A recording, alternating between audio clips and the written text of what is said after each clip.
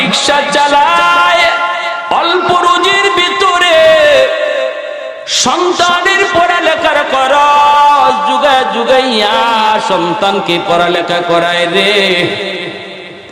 এ যুবক, একটু মনোযোগ দিয়ে দিলের কান দিয়ে কথাগুলি শুনো। এই ছেলে স্কুলে পড়লো, কলেজে পড়লো, ঢাকা ইউনিভার্সিটিতে ভর্তি হলো। সেখানে পড়ালেখা করার সময় সুন্দরী একটা মেয়ের সাথে তার পরিচয় হয়ে যায়। তারপরে তাদের বিয়ে হয়ে যায়, সংসার শুরু করে ঢাকাতেই থেকে গেল। মায়ের খবর নেয় না, বাবার খবর নেয় না। হায় হায় হায় হায়, ওইদিকে শহরে সন্তান থাকে, রিক্সাওয়ালা বাবার কোনো আর খবর নেয় না, মায়েরও খবর নেয় না।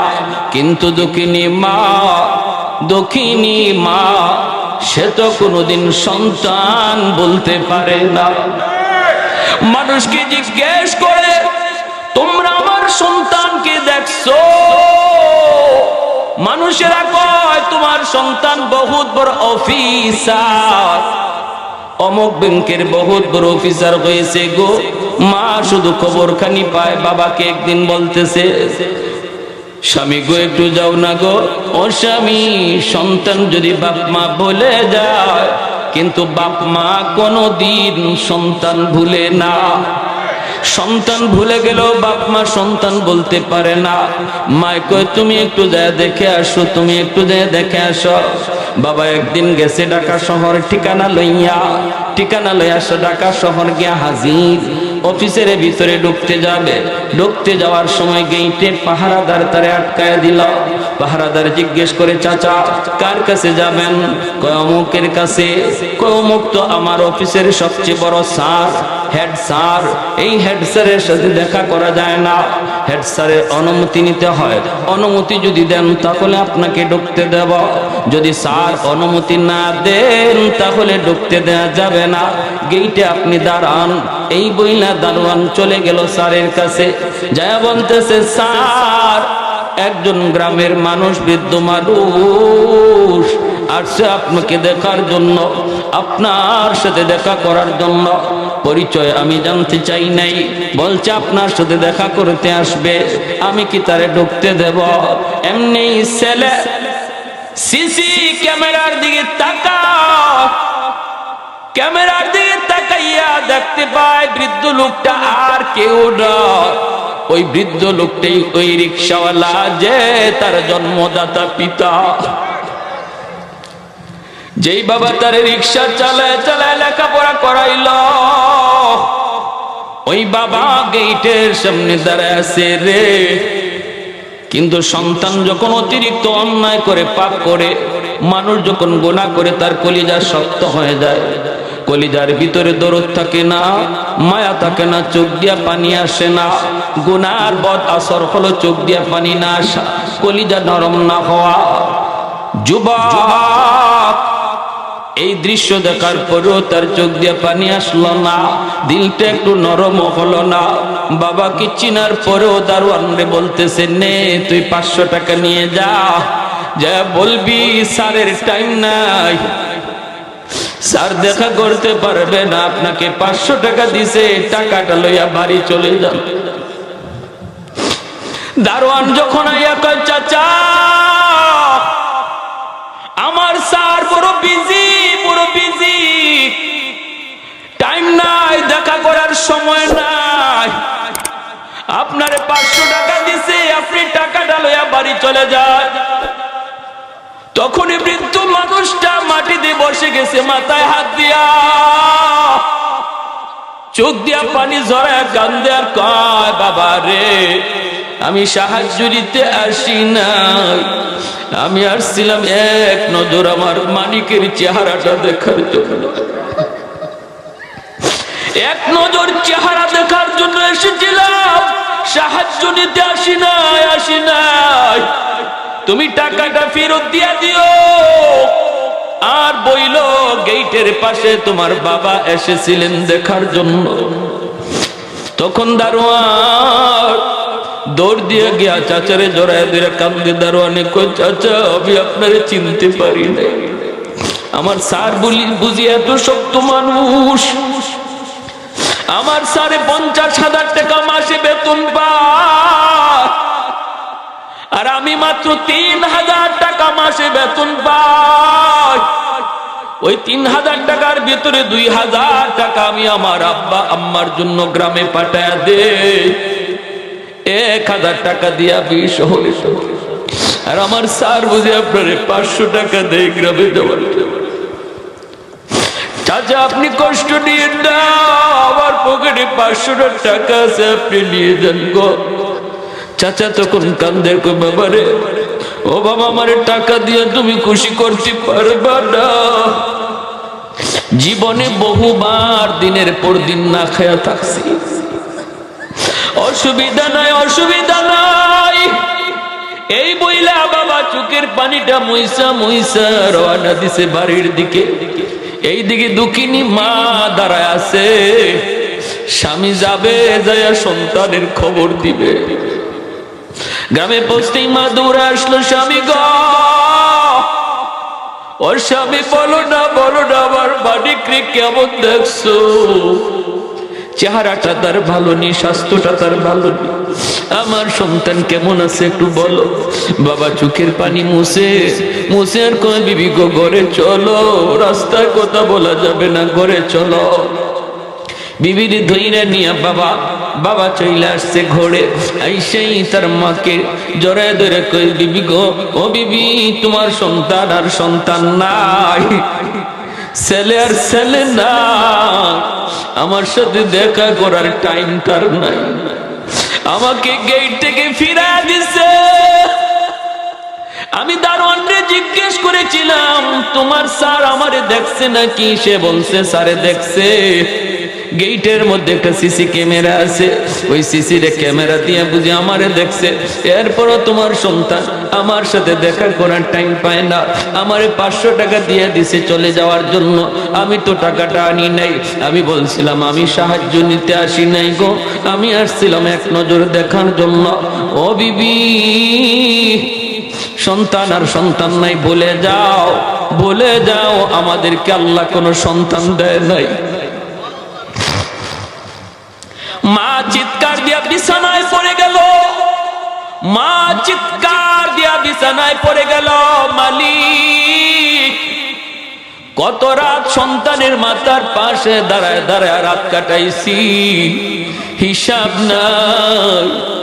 কত নিজের খানা সন্তানরে তুলায় তুলায় খাওয়াইছি, ঈদের দিনে নিজে সিরা কাপড় পরছি, আমার সন্তানরে নতুন কাপড় কিনে দিছি। বাবা পুরাতন লুঙ্গি পরে ঈদের নামাজে রওনা দিছে, সন্তানরে নতুন কাপড় কিনে দিছে। এইভাবে মা চিৎকার দিয়ে বিছানায় পইরা গেছে, হাউমাউ করে কাঁদতেছে। মা অসুস্থ হয়ে পড়ছে, সন্তানের এই আচরণ শুইনা মা অসুস্থ হয়ে পড়ছে। বেশ কিছুদিন যাওয়ার পর মা পাগলের মতো হয়ে গেছে। মা বলতেছে, স্বামী গো, ও স্বামী আমি বাঁচবো না গো, আমি কোন দিন জানি মরে যাই, আমাকে এক নজর আমার মানিকরে দেখাও। আমি তো 10 মাস পেটে নিছিলাম, আমি তো যন্ত্রণার সহিত সইছি, আমি বলতে পারি না গো স্বামী, বলতে পারি না। পেটে তাইকা কতবার কলিজায় লাথি দিছে, আমি তোমার কাছে কোনোদিন নালিশ দেই না। রাতকে রাত আমি এই ঘরে ওই ঘরে দাঁড়ায় দাঁড়ায় কাটে দিছি, কলিজায় লাথি খায়া খানা বন্ধ হয়ে গেছে। কোনোদিন তোমার কাছে সন্তানের ব্যাপারে নালিশ পর্যন্ত দেই নাই গো স্বামী। এজন্য আমাকে এক নজর দেখায় আনো, আমাকে নিয়ে শহরে চলো। স্বামী বলতেছে, বিবি গো একটু ধৈর্য ধরো, শহরে গেলে তোমার সাথে সন্তান দেখা করবে না। মাই কয়, যদি দেখা না করে কবর আমার ডাকাতে হবে, শহরে হবে আমার গ্রামে তুমি আইনো না, ওই জায়গায় আমার জান কবজ পাওয়া যাবে। এই বইলা মা বাবা দুজন রওনা দিছে। একদিন টাইম কইরা ভাইরে ভাই, মা সারা পথ যায়, চোখের পানি জড়ায় জড়ায় কান্দে। গেটের সামনে যায় মা আবারও দাঁড়াইছে, বাবাও দাঁড়াইছে। পাহারাদার কয়, স্যার আপনাদের সাথে দেখা করবে কিনা জানি না। ও চাচা, আপনি তো গতবারও আসছিলেন, চাচা আপনি তো আমার স্যারের বাবা, কিন্তু আমার স্যার আর স্যার নাই। অন্যায় পথে টাকা কামায়, ঘুষ খায়, দিলটা পাথর হয়ে গেছে। আমাদের সাথেও কঠিন আচরণ করে, নরম কোনো আচরণ তার নাই। ও চাচা, আমি জানি আমার চাচির সাথে লই আইছেন, তবু আমার মন বলে আমার স্যার তবু দেখা করবে না। দারোয়ান আবারও গেছে, যা কই স্যার, ও স্যার একটু তাকান, গেটের দিকে তাকান। একজন বৃদ্ধ মানুষ, একজন বৃদ্ধা মহিলার নিয়ে আইসা দাঁড়ায় দাঁড়ায় কাঁদতেছে গো স্যার, একটু তাকায় দেখে। ওই স্যার সে তাকায় দেখে তার আর কেউ নয়, তার মা বাবা। এরপরও দিলটা নরম হলো না, দিলটা নরম হলো না। তখনও দারোয়ান রে বলতেছে, দারোয়ান জানে 2000 টাকা লয়ে যা, যাইয়া বলবি আমার টাইম নাই, টাইম নাই, আমি বড় ব্যস্ত। তখন দারোয়ান চোখের পানিটা ফালাইয়া স্যারের সামনে কাঁদতেছে। দুনিয়াতে এমনও বুঝি সন্তান হয়, এমনও বুঝি সন্তান হয় বউ পায়া শ্বশুর বাড়ি পাইয়া মারে এমন ভাবে ভুলে যায়, বাবারে এমন ভাবে ভুলে যায়। এ যুবক মনে রাখো, দুনিয়ায় মরার আগে আল্লাহ পাক রব্বুল আলামিন তোমার কপালেও এমন রাখবে, তোমারও না কান্দায়া আল্লাহ কবরে নিবে না রে। কারণ মায়ার নবী দয়ার নবী বলেছেন, সমস্ত গুনার শাস্তি আল্লাহ পরকালের ময়দানে দিবে, কিন্তু একটা কবিরা গুনার শাস্তি আল্লাহ পাক দুনিয়াতে মৃত্যুর আগে আগে দিয়া দেয়। সেই কবিরা গুনাহটা হলো উকুকুল ওয়ালিদাইন, ফাইন্নাহু ইউআজ্জালু লিসাহিবিহি ক্বাবলাল মামাত। নবী বলেন, উম্মতের দল সমস্ত গুনার শাস্তি আল্লাহ পরকালে দিবে, কিন্তু একটা কবিরা গুনাহ আছে এমন, এই গুনাহটা মরার আগে আল্লাহ দিয়া দেয় নগদ। এই কবিরা গুনাহটা হলো যেই সন্তান মারে কাঁদায়, যেই সন্তান বাবারে কাঁদায়, এই সন্তানের কপালে মরণের আগে আগে আল্লাহ তার কপালেও কান্না রেখে দেয়, তার কপালেও যন্ত্রণা রেখে দেয়, তার সন্তানেও তারে কাঁদায়, তার পুত্র বধূ তারে কাঁদায়। বাইরে বন্ধুরা, ওই দিনও মার কাছে যখন আইয়া দারোয়ান কয় আমার স্যার ব্যস্ত আসতে পারবে না, মা চিৎকার দিয়ে জমিনে পড়ে গেছে, চিৎকার দিয়ে জমিনে পড়ে গেছে। এরপরও মা বদুয়া দেয় না, এরপরও বাবা বদুয়া দেয় না, কারণ বাপ মার বদুয়া আল্লাহর দরবারে সরাসরি কবুল হয়ে যায়। বাপ মার বদুয়া, বাপ মার দোয়া, বাপ মার দোয়া বদুয়া আল্লাহর দরবারে সরাসরি কবুল। তিন ব্যক্তির দোয়া বদুয়া সরাসরি কবুল। সালাসাতুন দাওয়াতুম মুস্তাজাবাতুন লা শাক্কা ফিহি দাওয়াতুল মাজলুম ওয়া দাওয়াতুল মুসাফির ওয়া দাওয়াতুল ওয়ালিদ আলা ওয়ালাদিহি। মায়ার নবী বলেন, উম্মতের দল সাবধান, তিন ব্যক্তির কাছ থেকে বদদুয়া নিও না, সর্বদা এই তিন ব্যক্তির কাছ থেকে দোয়া নিবা। এক হলো মজলুম, আরেক হলো মুসাফির, আরেক হলো বাপ মা। মজলুমের কাছ থেকে বদদুয়া নিও না, নিও না। সমাজে যেই মানুষটা দুর্বল, তার গায়ে শক্তি কম, গোষ্ঠী তার ছোট, টাকা তার নাই, সন্তানও নাই, লাঠি বাগিনী তার কেউ নাই, তার সাথে তুমি কোনোদিন মাইরে যাও না, তারে ধমক দিও না, তারে বেইজ্জত কইরো না, তার চোখ দিয়ে পানি ঝরায়ও না, কারণ দুনিয়াতে যার কেউ নাই তার সাথে থাকেন কে? আর একটু জোরে বলেন কে? এজন্য মজলুম যখনই মজলুম যখনই কয়, আল্লাহর আরশে এমন ভাবে নবী বলেন শব্দটা পৌঁছে যায়, সুজা যাইয়া আল্লাহর আরশে ধাক্কা মারে। ভাইয়ের বন্ধুরা, এজন্য দুর্বল মানুষের মুখ দিয়ে বের করায় না। এই মামলা বড় জটিল মামলা। হাসরের মাঠে বহু ক্ষমতাসীন মানুষ, সমাজের ভিতরে বহু প্রভাবশালী মানুষ, এই মানুষগুলি দুর্বলের উপরে জুলুম করার কারণে আল্লাহর আদালতে আটকা পড়বে। এই মামলা বড় জটিল জটিল মামলা হবে। এই হাজী সাহেবের হজ আল্লাহর তৈরি জান্নাতে নিতে পারবে না। লক্ষ লক্ষ টাকা মসজিদে দান তারে জান্নাতে নিতে পারবে না। তার নামাজ, তার রোজা তারে জান্নাতে নিতে পারবে না। যদি দুর্বল মানুষের মামলা আল্লাহর আদালতে তার বিরুদ্ধে থাকে রে যুবক, এজন্য সাবধান। যদি তুমি কারো উপরে জুলুম করো, মরণের আগে আগে মাপ চাইয়া নাও। আল্লাহর আদালতে মামলা লইয়া কেউ উঠো না, মানুষের মামলা লইয়া কেউ আল্লাহর আদালতে উঠবেন না। এটা খতরনাক মামলা, হকুল ইবাদের মামলা।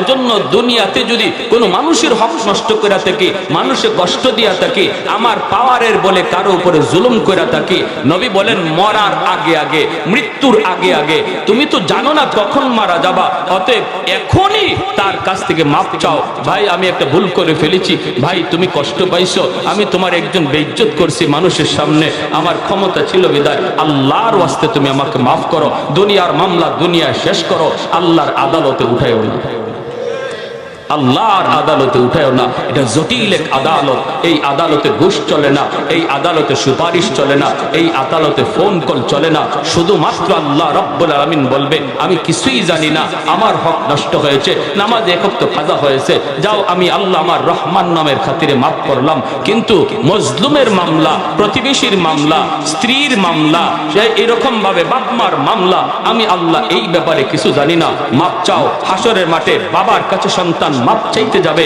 বাবা সেদিন মাপ দিবে না, মার কাছে মাপ চাইতে যাবে, মা মাপ দিবে না।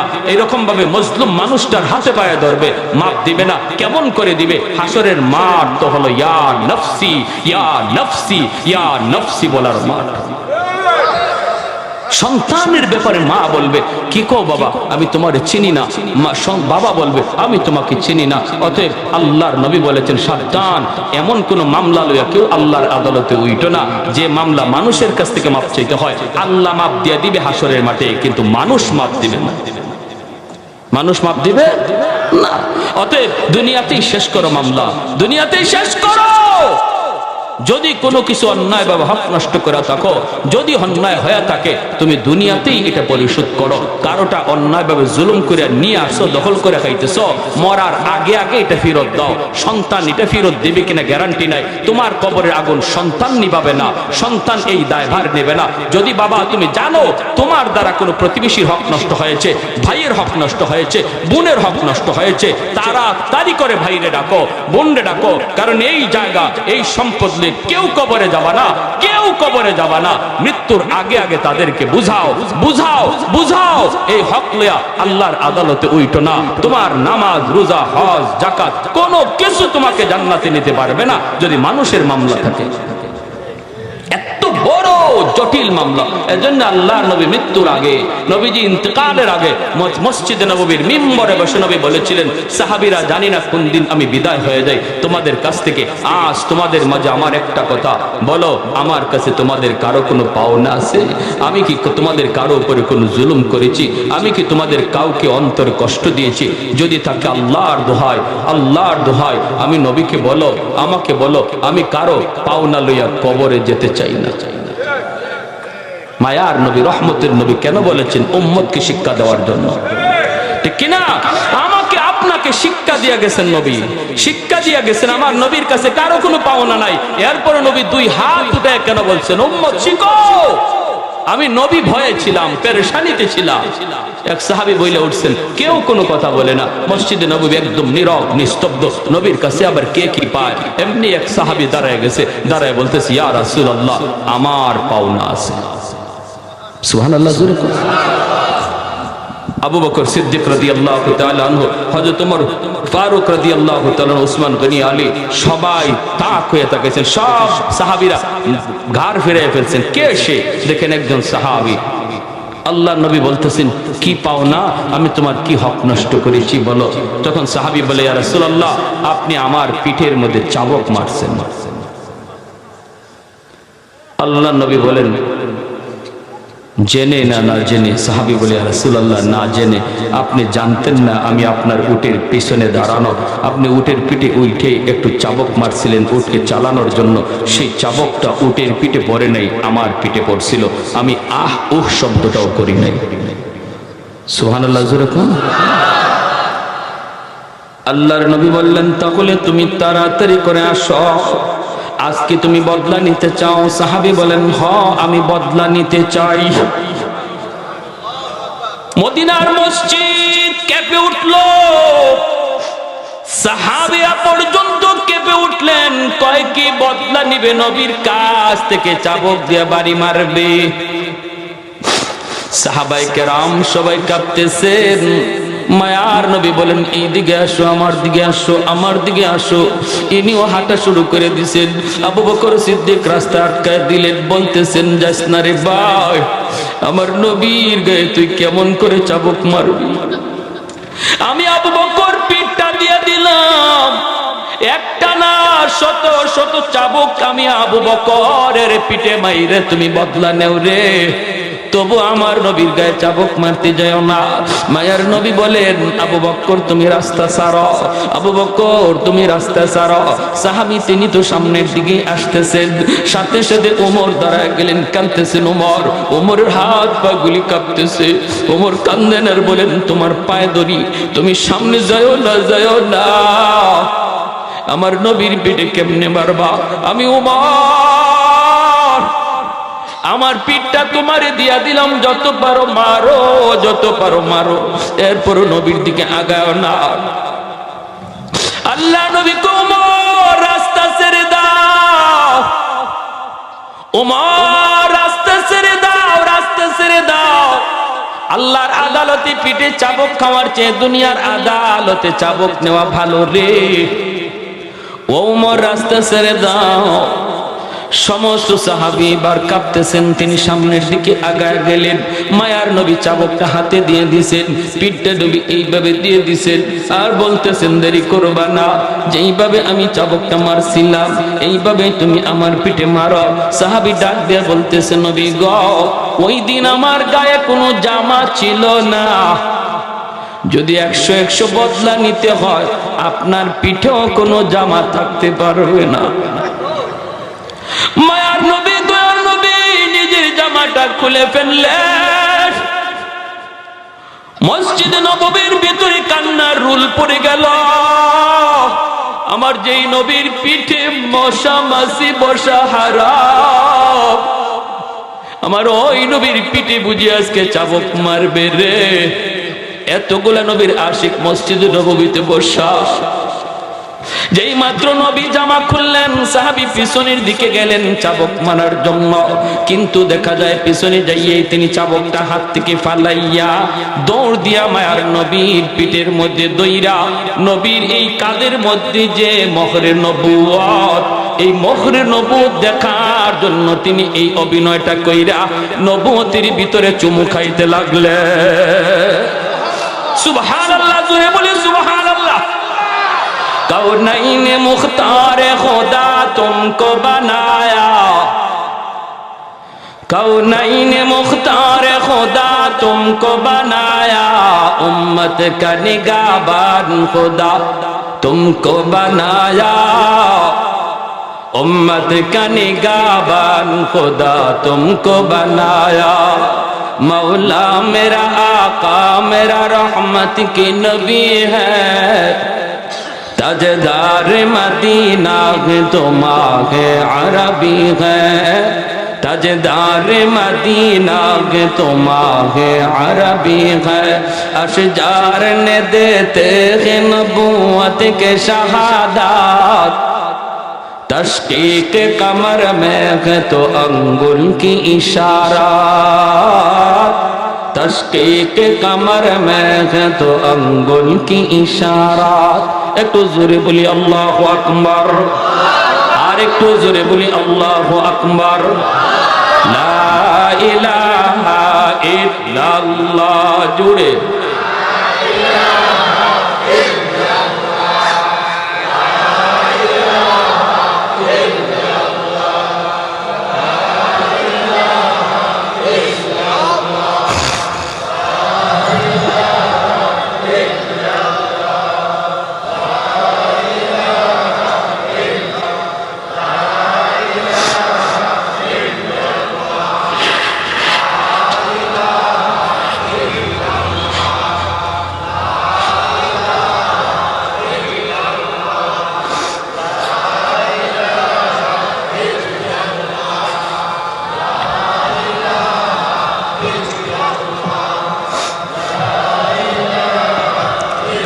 লা ইলাহা ইল্লাল্লাহু মুহাম্মাদুর মুহাম্মাদুর রাসূলুল্লাহ।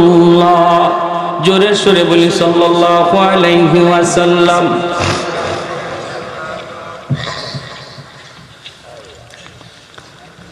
মা চলে গেল, বাবাও চলে গেল গ্রামে। বাপ মা কলিজার ভিতরে বাপ মার ব্যথা। এই ছেলে বাসা নিয়ে থাকতো গুলশান আজাদ মসজিদ। এই মসজিদে জুম্মার নামাজ পড়ান যাত্রাবাড়ির হযরত মাহমুদুল হাসান দামাত বারকাতুহুম। আল্লাহর বহুত বড় ওলি, এই যুগে একজন জীবন্ত ওলি। আল্লাহর ওলির পিছনে রমজান মাস, নামাজ কালাম যুবক ঠিক মতো পড়ে না, কিন্তু রমজান আসলে মুসলমান নামাজি পড়ে। জুম্মার নামাজ রমজান মাসে কোনো মুসলমান মিস দেয় না। যুবক জুম্মার নামাজ পড়ার জন্য মসজিদে গেল। আল্লাহর ওলি তিনি বয়ান করতেছেন। ঘটনাক্রমে ওই দিন হযরতের বয়ান ছিল বাপ মার সেবা, মা বাবার হক। আল্লাহর কোরআন থেকে নবীর হাদিস থেকে কথাগুলি এমন ভাবে বলতেছেন, যুবক মনোযোগ দিয়ে শুনতেছে। শুনতে শুনতে তার অনিচ্ছা সত্ত্বে চোখ দিয়ে পানি ঝরতে লাগলো। যুবক মনে মনে ভাবতে লাগলো, হায় রে আমি কি করলাম? আমি তো আমার পায়ে কোরআন মারছি, আমি তো আমার ভবিষ্যৎ অন্ধকার করে ফেলেছি, আমার দুনিয়া আখিরাত বরবাদ করে ফেলেছি। হায় আমার মা আমার বাবা আমাকে দেখা করার জন্য আমার গেট পর্যন্ত আসলেন রে, এরপর আমি দেখা করলাম না। আমি কত বড় নালায়েক, কত বড় অধম। আল্লাহর ওলির বয়ান শোনার পরে তার দিলের ভিতরে পরিবর্তন হয়ে গেল। এজন্যই উলামায়ে কেরামের বয়ান শুনতে হয়।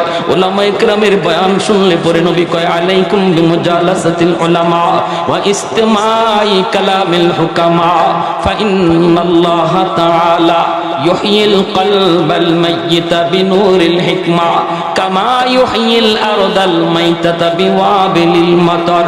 নবী বলেন, উম্মতের দল, ফিতনার জামানায় তোমরা আমার উম্মতের উলামায়ে কেরামের সাথে তোমরা মিলেমিশে থাকবা। তাদের মজলিস যেখানে দেখবা সেখানে দৌড়ায়া যাইবা, উলামায়ে কেরামের মজলিসে যায় বসবা, তাদের কথা শুনবা। নবী বলেন, জানোনি যদি আমার উম্মতের উলামায়ে কেরামের কথা শোনো, তোমার মুর্দা দিলটারে আল্লাহ জিন্দা বানায়া দিবে। গুনার কারণে যে দিল মুর্দা হয়ে গেছে রে যুবক, আল্লাহর নবী বলেন উলামায়ে কেরামের কথা শুনলে, আল্লাহ ওয়ালাদের কথা শুনলে পরে তোমার ওই মুর্দা দিল আল্লাহ জিন্দা বানায় দিবে। যেইভাবে শুকনা জমিন বৃষ্টি পাইলে পরে সজীব হয়, তোমার দিলটারও আল্লাহ এরকম সজীব বানায় দিবে। ভাইরা বন্ধুরা, আল্লাহর ওলির কথাটা তার দিলের ভিতরে লাগলো। যুবক সাথে সাথে নিয়ত করে ফেললো, চোখ দিয়ে পানি ঝরায় কাঁদতেছে। পুরা নামাজ জুম্মার নামাজ যুবক কাঁদছে, সাজদায় যায় চোখের পানি ঝরায় ঝরায় কাঁদছে, আর শুধু বলতেছে, মালিক আমাকে একটু সময় তুমি দিবানি। আমি আমার আম্মার পা ধরে মাপ চাইমো, আমার আব্বার পা ধরে মাপ চাইমো, এতটুকু সময় তুমি আমাকে দিবানি গো মালিক। আল্লাহ আমাকে তুমি এতটুকু হায়াত পর্যন্ত বাঁচায় রাখো।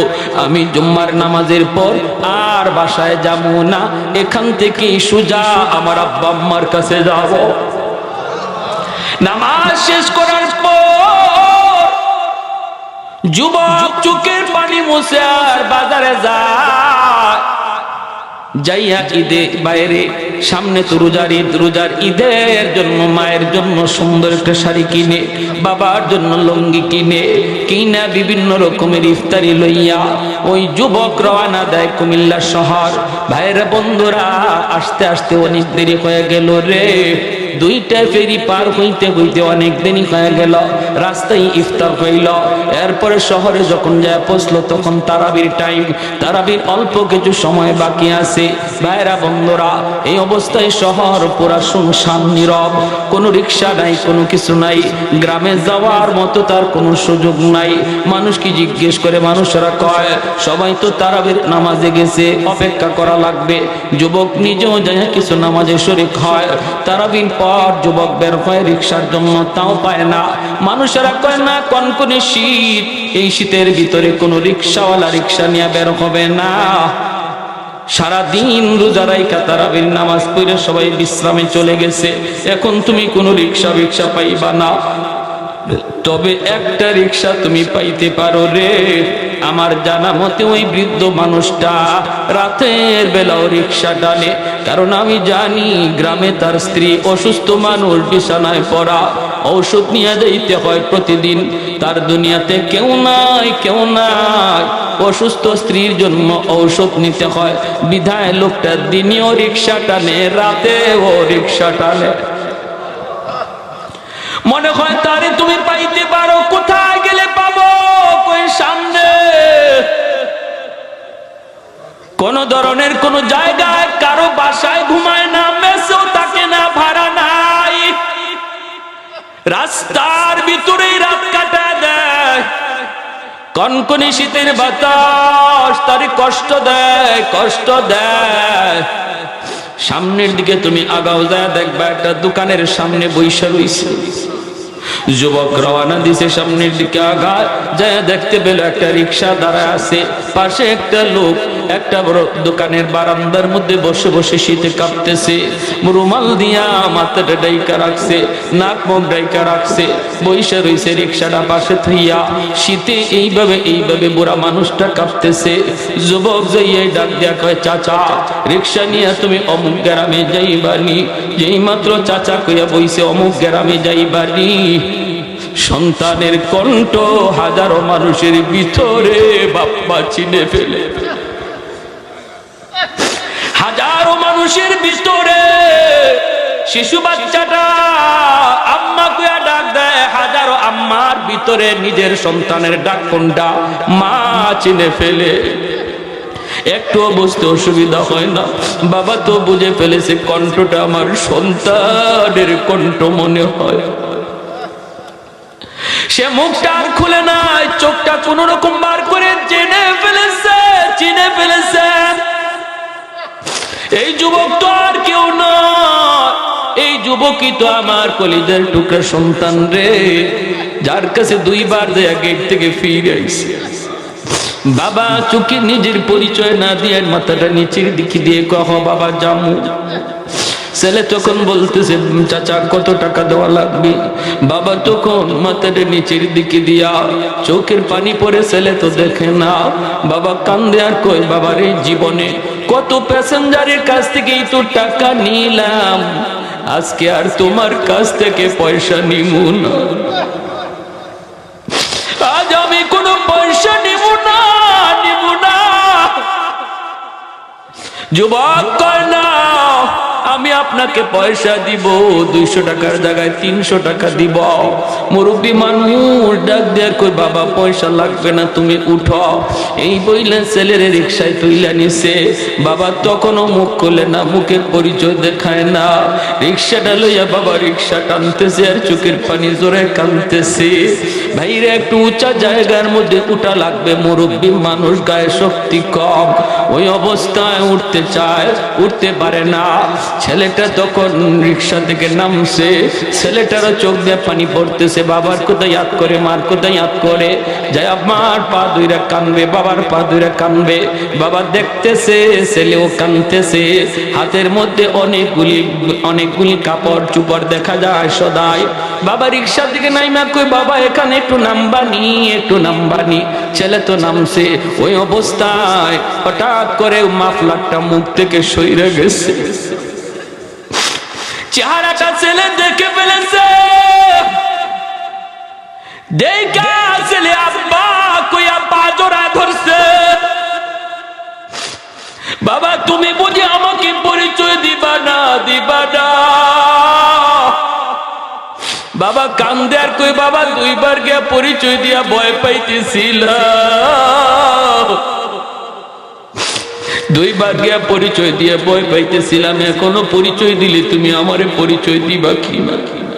বাবার পা ধরে ছেলে কান্দের কই, আব্বা আমি বহুত বড় ভুল করে ফেলেছি, অন্যায় করে ফেলেছি। বড় লোকের মেয়ে বিয়ে কইরা আমি আমার গরিব বাপ মা ভুলে গেছিলাম। আল্লাহ আমার চোখ খুলে দিছে আব্বা, আল্লাহ আমার চোখ খুলে দিছে আব্বা। আমার আম্মা কোথায়? কয় তোমার মা বিছানায় পড়ে মৃত্যুর সাথে পাঞ্জা লড়ে, ঔষধ কিনে দিতে পারি না রে বাজার। ছেলে দৌড়াইয়া বাবারে নিয়ে আইসা মা কুয়া ডাক দিছে দরজার সামনে।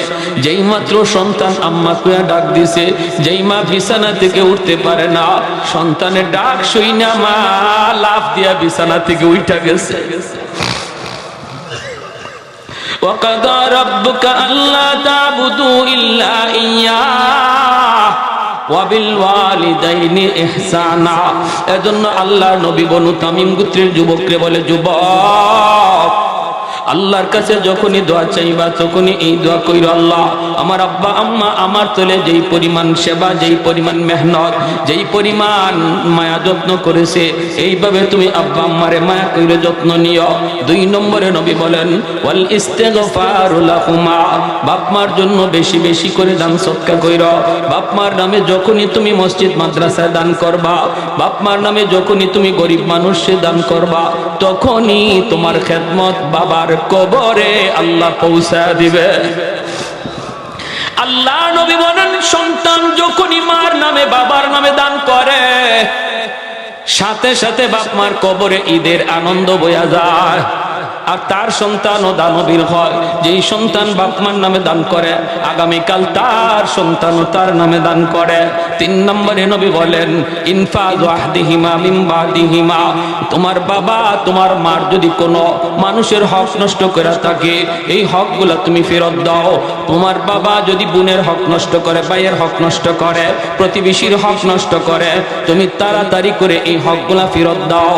যখনই তুমি ফেরত দিবা, সাথে সাথে বাবার কবরে আল্লাহ খেদমত পৌঁছায় দিবে। বাবার দ্বারা যদি কারো হক নষ্ট হয়, তুমি এই হক ফেরত না দিয়া যদি বাবার নামে 40 করো, 10টা 20টা 100টা গরু জবাই কইরা খাও, মানুষে খাওয়াও, তবুও বাবার কবরের আগুন নিভবে না যতক্ষণ পর্যন্ত মানুষের পাওনা পরিশোধ না করবা।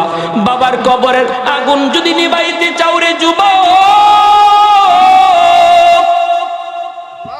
তাড়াতাড়ি করে বাপ মার দ্বারা যদি কোনো হক কারো নষ্ট হয়ে থাকে, তুমি তাড়াতাড়ি করে বুঝায় দাও, বুঝায় দাও। চাচা তো ভাই বোন রে ডাইকা আনো, আমার আব্বা ভুল করে ফেলছিল, আজ আমার চাচা নাই, তোমরা এই জায়গাটা লয়ে যাও। ফুফুরে তুমি ডাইকা আনো, ফুফু না থাকলে ফুফা তো ভাই বোন রে ডাইকা আনো, আইনা তাদের সম্পদ তাদের বুঝায় দাও। অনেক ভাই আছে বোনের হক দিতে চায় না, যদি বোনের হক না দিয়ে সে কবরে যায়। আর তুমি যদি বাবার নেক সন্তান হয়ে থাকো, বাবা তোমার উপরে তোমার দরদি হইয়া এই কাজটা করছিল, তুমি দ্রুত করে বোনে তোমার ফুফুদের হক ফেরত দাও, নতুবা বাবার কবরের আগুন নিভবে না। 4 নম্বরে নবী বলেন সিলাতুর রাহমিল্লাতি লা তুসালু ইল্লা বিহিমা। নবী বলেন যুবক, মা বাবার যারা আত্মীয় স্বজন তাদের সাথে তুমি খোঁজ খবর রাখো। মা আজ দুনিয়ায় নাই, কিন্তু মার রক্তের মানুষ আছে, মামা আছে, মামি আছে, নানা আছে, নানি আছে। মার রক্তের মানুষ তোমার খালা আছে, খালা না থাকলে খালা তো ভাই বোন আছে, মামা না থাকলে মামা তো ভাই বোন আছে। এদের খোঁজ খবর তুমি নাও। মায়ের রক্তের সম্পর্কের মানুষগুলার খবর তুমি যখনই নিবা, তখনই তোমার মায়ের কবরে আল্লাহ তোমার খেদমত পৌঁছায় দিবে। বাবা দুনিয়ায় নাই, বাবার রক্তের মানুষ তারা দুনিয়া আছে, ওই বাবার রক্তের মানুষগুলার খোঁজ খবর তুমি নাও। সুখে দুঃখে তাদের পাশে তুমি দাঁড়াও। আজ তোমাকে আল্লাহ কোটিপতি বানায় দিছে, শিল্পপতি বানায় দিছে, কিন্তু বাবার রক্তের মানুষগুলি অনেক গরিব, অনেক গরিব। ওদের খোঁজ খবর তুমি নাও। বাবার নামে 10টা গরু জবাই করার চেয়ে যদি বাবার চাচাতো ভাইরে তুমি 1000 2000 টাকা দাও, নবী বলেন সাথে সাথে কবরে খেদমত আল্লাহ পৌঁছায় দিবে। 5 নাম্বার ইকরামু সাদিকিহিমা মিন বাদিহিমা। তোমার বাবা আজ দুনিয়ায় নাই, মা দুনিয়ায় নাই, কবরে শুয়ে আছে, কিন্তু বাবার বন্ধু বান্ধব দুনিয়াতে এখনো আছে, যাদের সাথে বাবা চলতো রে। মা এখন নাই, কিন্তু মার বান্ধবী আছে। বাবার বন্ধুদেরকে যদি তুমি পাও তখন বাবার মতো শ্রদ্ধা কইরো। ডাক দিয়ে বইল, চাচা আব্বার সাথে আপনারে কতকাল আমি দেখছি, কতবার আব্বার সাথে চা খাইতে দেখছি, আব্বা থাকতে আমাদের বাড়িতে আপনি আসতেন, আজ আব্বা নাই, এজন্য চাচা আপনিও বাড়ি আসেন না। চাচা একটু দয়া কইরা বাড়িতে আসেন, চাচারে এক কাপ চা খাওয়াও, ঈদের সময় একটা লুঙ্গি দাও, একটা গেঞ্জি কিনে দাও, বাজারে পাইছো বাবার মতো শ্রদ্ধা করো, এক কাপ চা খাওয়ানোর চেষ্টা করো। নবী বলেন, যখনই তোমার বাবার কোনো বন্ধু বান্ধব বাবার বয়সের মানুষগুলাকে বাবার মতো তুমি শ্রদ্ধা করবারে যুবক, সাথে সাথে আল্লাহ বাবার কবরে খেদমত পৌঁছা দিবে। মা দুনিয়ায় নাই, মার সমবয়সের মানুষ, মার সমবয়সের মহিলা যদি তুমি দেখো, মার মতো শ্রদ্ধা কইরো, পারলে একটু খেদমত কইরো, একটু সেবা কইরো, একটু সাহায্য কইরো। যখনই তুমি তারে সাহায্য করবা, আল্লাহ কবরে তোমার খেদমত মায়ের কবরে পৌঁছায় দিবে। আর একটু জোরে কোন সুবহানাল্লাহ। তাহলে বাপ মার জন্য মায়ের নবী সবক দিয়েছেন হাদিস থেকে বললাম 5টা আমল। 1 নম্বর বেশি বেশি দোয়া করা, নামাজের বাইরে। এর যুবক, বাপ মার কবরের পাশ দিয়া দোয়া পইরা যাইবা, দোয়া পইরা পইরা তুমি যাইবা। আর আমার সন্তান আমার কবরের পাশে দোয়া পইরা যাবে, কোরআন তেলাওয়াত কইরা যাবে, নাকি গান গেয়ে গেয়ে যাবে, সিদ্ধান্ত নিবে এখন মা আর বাবা। শিশুকালে যদি সন্তান তারে দিন শিখাও, শিশুকালে যদি তুমি তার কোরআন পড়াও, শিশুকালে যদি তার আল্লাহর পরিচয় তুমি শিখাও, তাহলে এই সন্তান বাবার কবরে মায়ের কবরের পাশ দিয়া গান গেয়ে গেয়ে যাবে না, কোরআন তেলাওয়াত কইরা কইরা যাবে রে। আর যেই সন্তান রে শিশুকালে দিন শিখাবো না, এই সন্তান বন্ধুদের সাথে কবরের পাশ দিয়া গান গায়া যায়। আফসোস, ওই বাপ মার জন্য দুনিয়াতে সন্তান জন্ম দেওয়া এটা অত্যন্ত দুঃখের ব্যাপার, কষ্টের ব্যাপার, যে আমার সন্তান কবরের পাশ দিয়া গেল, অথচ একটু অনুভূতি তার জাগলো না, একবার সূরা ফাতিহা পড়তে পারলো না। এমন সন্তান আমি দুনিয়াতে রেখে গেলাম, কেমন সন্তান রেখে যাব এই সিদ্ধান্ত নিব।